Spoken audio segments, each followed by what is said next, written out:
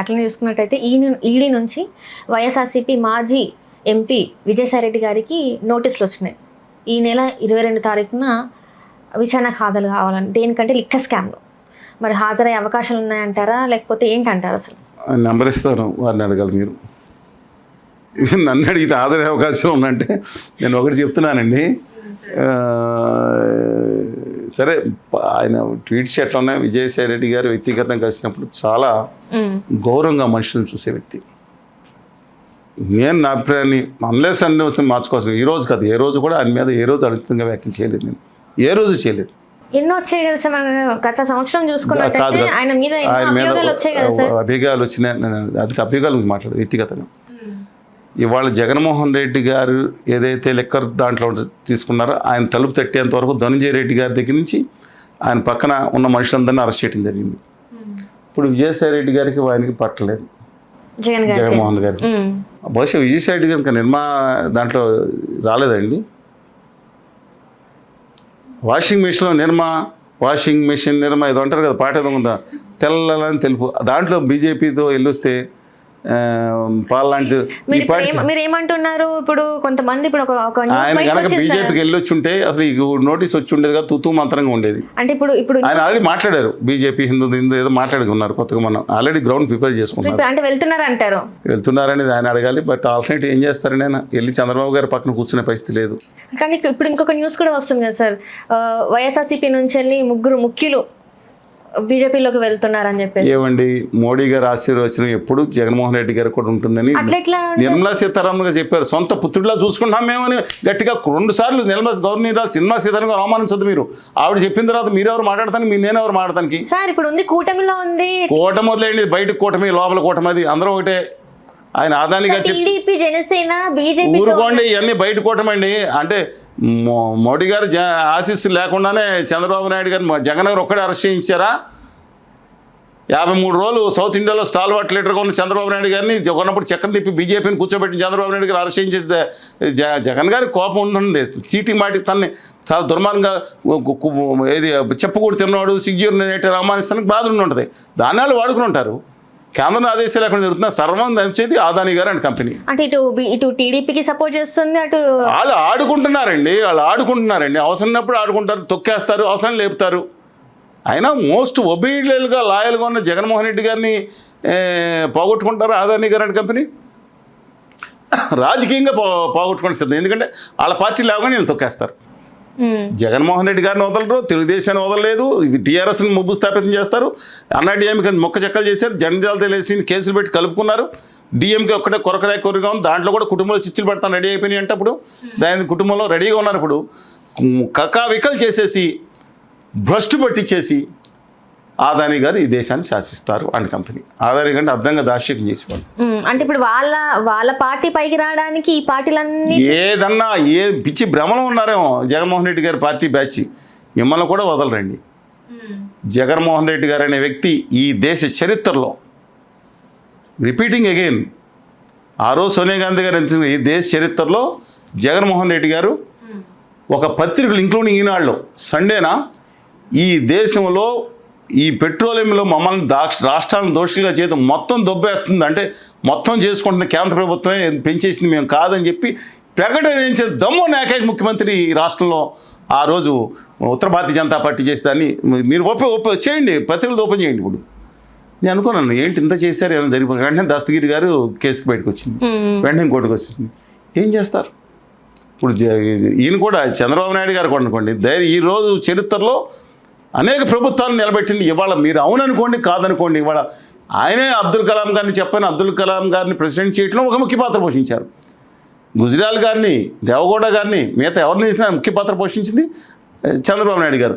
BJP ప్రభుత్వంలో దాదాపు 30 మంది ఎంపీలు తీసుకుని పదవులు తీసుకోకుండా రాష్ట్రానికి చేసేవారు ఉన్నారు డెఫినెట్గా. ఇవాళ అలాంటి ఆయన్ని ఇవాళ అధికారంలోకి వచ్చిన తర్వాత స్కిల్ డెవలప్మెంట్ చేసిన ఇంకిద్దరిని అరెస్ట్ చేసి లైన్లో పెట్టారు. ఆయన ఎవరైనా సరే లోపల సిట్టింగ్ ముఖ్యమంత్రులు హేమంత్ సోరెన్ కానీ మన కేజ్రీవాల్ కానీ లోపల వేసేసిన వాళ్ళు ఏమన్నా అవుతారు? చంద్రబాబు నాయుడు గారు గొప్ప వాళ్ళకి, అదానీ గారి కంపెనీకి ఎవ్వరూ కాదు. ఆడ పార్టీ వచ్చేంత వరకు దక్షిణాది మీద దండయాత్రని పెట్టి డైరెక్ట్గా నాయకులు ప్రకటించారు, సిద్ధాంతకర్త ప్రకటించారు. చెప్పులు గుర్తు కిరణ్ కుమార్ రెడ్డి గారు కూడా మా దక్షిణ మీద విజయయాత్ర ప్రారంభమైంది మొదలుపెట్టారు. ఎవరిని వదలండి ముందల. కాకపోతే జగన్మోహన్ రెడ్డి గారి దగ్గర ఓటు బ్యాంకులో ఎక్కువ మైనార్టీలు ఉన్నారు. మీకు అర్థమైంది, వాళ్ళు ఏమన్నా వేయరు, అత్యధికులు. అందుకని పోచింగ్ గ్రౌండ్ తెలుగుదేశం ఉంది, ఎక్కువ మంది హిందూ ఓటర్స్ పోచింగ్ ఉండదు, అందుకని మొదలు తెలుగుదేశం వేస్తారు. మొత్తం ప్లాన్ చేసింది ఇదంతా. మీరు శివాజీ గారిని తప్పు అనుకున్నారు కానీ ఆపరేషన్ గరుడ అన్నారు. గరుడ ప్రకారం నడిచింది. 2018 గరుడ అయిపోయిన తర్వాత ఆపరేషన్ బిరడా అని 6 పార్టీస్ మొదలైంది. 2000 ఆపరేషన్ బిరడా, 2019 2034 అంటది. 1934 కదా, అబౌట్ 15 years ప్రోగ్రామ్. ఆ ప్రోగ్రామ్ ప్రకారం ముందర టీడీపీని వేసారు. ఆ తర్వాత బీఆర్ఎస్ని నాన్న కేసులు పెట్టారు, అంతా పెట్టారు, తీసుకొచ్చారు. తర్వాత ఏఐడిఎంకేని ముక్క చెక్కలు చేసేసి ఆడించుకుని సాగుగొట్టి పడేసి మళ్ళీ గౌండర్ బలంతో మిగతా కాలంతో నిలబడినా సరే కాబట్టి వాళ్ళు తీసుకొచ్చి కలుపుకుని ఇవాళ ప్రకటించారు వాళ్ళ చేత అందరికీ ఫ్రీ బస్సులు, ఇంక్లూడ్ మగాళ్ళకు కూడా. తమిళనాడు ఇందాక ప్రకటించారు అందరికీ 25,000 చేసే స్కూటర్లు. ఇప్పుడు ఎలక్ట్రిక్ స్కూటర్లు 18,000కి వచ్చినాయి, 25,000 ఇంతకుముందు ఉన్న మహిళలు కాదు, అదే మన బాలికలకి, కాలేజీలకి మహిళలకి 1,000 రూపాయలు, 2,000 రూపాయల స్కీమ్ ప్రతి మహిళకి. సార్ ఇప్పుడు మీరు అన్నట్టు ఫ్రీ బస్సులు అనేవి ఇక్కడ మన తెలుగు రాష్ట్రాలలో చూస్తున్నాం కదా సార్. మహిళలకండి, మహిళలకు ఉన్నది కదా సార్, మగాళ్ళకు కూడా పెట్టింది. ఇప్పుడు ఉత్తర భారతీయ జనతా పార్టీ సంబంధించిన అన్నాడీఎంకే ఇవాళ ప్రకటించాడు ఆయన. పన్నీర్ బటర్ మసాలా, పన్నీర్ సెల్వం ఏదో ఉంది కదా, ఆయన ఇవాళ ప్రకటించి బస్సులు ఫ్రీ, ఈ ఫ్రీ, ఆ ఫ్రీ. పక్కన చంద్రబాబు నాయుడు గారు మాట్లాడిన పక్క వెళ్ళిపోయారు హామీలకి. క్రెడిట్ మాత్రం ఆంధ్రప్రదేశ్ తీసుకోవడానికి ఉత్తర భారతీయ ఆదాయ పట్టి వచ్చేద్ది. డెబిట్ అయితే అది చేయకపోతే వాళ్ళకి వెళ్ళిపోతారు. అలాగే అక్కడ కూడా అలాగే వాళ్ళు పక్క తప్పుకున్నారు, చేస్తున్నారు. ఢిల్లీలో కూడా అలాగైనా హామీలు ఇచ్చారు.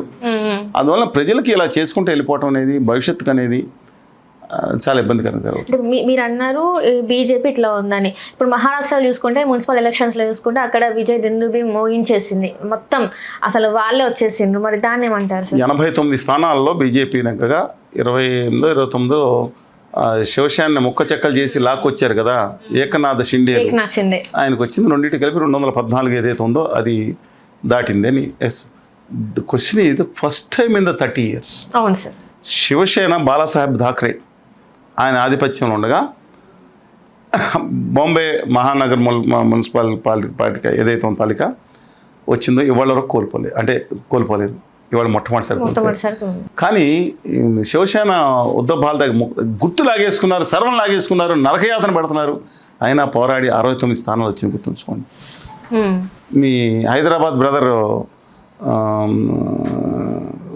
సుల్తాన్ సలావుద్దీన్ ఓవైసీ గారి పార్టీకి చెందిన మజ్లిస్ ఇత్తెహాద్ అల్ ముస్లిమీన్ ఆల్ ఇండియాని యాడ్ చేశారు అనుకోండి. ఆ పార్టీకి 6 స్థానాలు వచ్చింది. 6 స్థానాలు వచ్చినాయి కార్పొరేట్. అది కూడా కాకుండా అందులో కాంగ్రెస్ ఓట్ బ్యాంకు, మిగతా ఓట్ బ్యాంకు లాక్కుంది. అది కూడా కాకుండా కొన్ని కార్పొరేషన్లో మాలిగాంలోను, తర్వాత సంభాజీనగర్లోను 20, 15, 30 స్థానాలు ఆ లెక్కన వచ్చినాయి.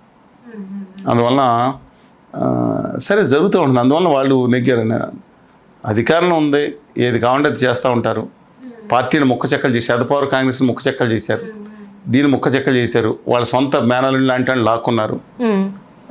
ఏది కావాలంటే చేస్తున్నారు. నెగ్గటం ఇబ్బంది కాదు. ప్రజలు కూడా మా అధికారంలో ఉన్న మేలు జరుగుతుందని అనుకోవచ్చు. బట్ గెలిపోవట్లు పర్వాలేదండి, కానీ ఆ ప్రాంతం అనేది డెవలప్ అయితే మంచిదే. బేసిక్ సౌకర్యాలు. Let us wait and see అండి. హలో, తెలుగు రాజ్యం ఛానల్ చూస్తున్నారా? సామాజిక, రాజకీయ, జీవన చిత్రణే తెలుగు రాజ్యం. అతిశయోక్తులు, అసత్యాలు ఉండవు. రాజకీయ కోణం కాదు, ప్రజా కోణమే కొలబద్ద. తెలుగు రాజ్యం వీక్షణ మీ ఉత్తమ అభిరుచికి నిదర్శనం.